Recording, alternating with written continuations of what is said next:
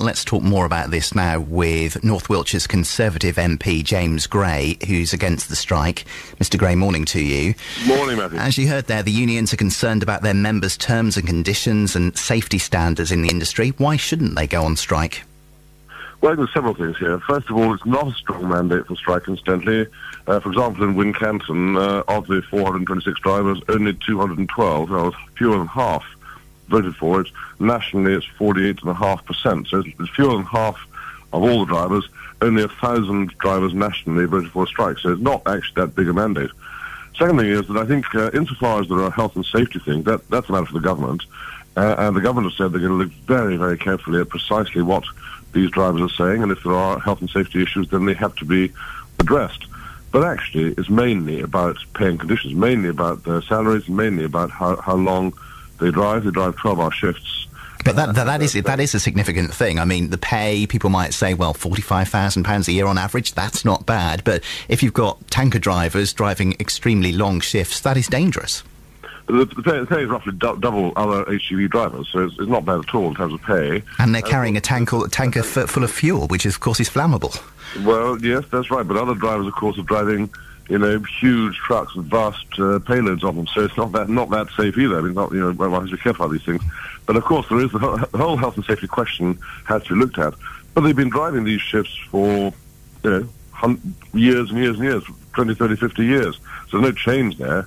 So this mainly is a debate, a strike directed against their employers, and the drivers really have got to get back around the table with their employers and work out exactly what terms and conditions they want to get changed.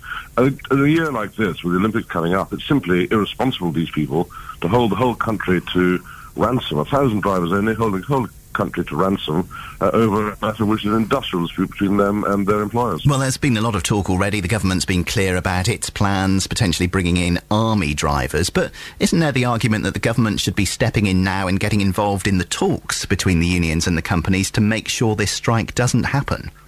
100% not. We're not going back to the days of the 1960s and 1970s with the trade unions up against the government. This is a matter between the employers and the drivers, and they must sort out around the table. They must bring in ACAS or do whatever else they have to do to sort out an industrial dispute.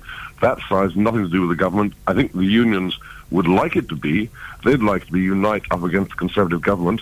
I'd say it's actually, in terms of Wiltshire, it's actually 200 or 300 drivers against their employers, and the two of them must sort out between them. It's not a matter for the government. But if there are health and safety issues to be addressed, then that may be a question for the government, and the ministers I know are taking that side of it extremely seriously. Well, Unite hasn't, as we've said, set any strike dates. There's the potential of Easter. Do you think it's just posturing on their part now? Well, I suppose... Are they really serious? Well, so all industrial relations and all industrial disputes are posturing to a degree. I've no idea whether they're serious or not. I'd say on behalf of the ordinary people of the nation trying to do their jobs under difficult conditions, trying to lead their ordinary lives, holding ordinary people to ransom in the way that they're describing seems to me to be absolutely wrong and pretty disgraceful. I think that they as individuals, and it's fewer than half, incidentally, fewer than half of the drivers have voted for the strike. Those that have voted for the strike should think very carefully about the way in which they're going to inconvenience all of their next-door neighbours. And I think it's just quite wrong at a time like this, when everyone's taking a bit of pain to try and deal with the deficit this country's got.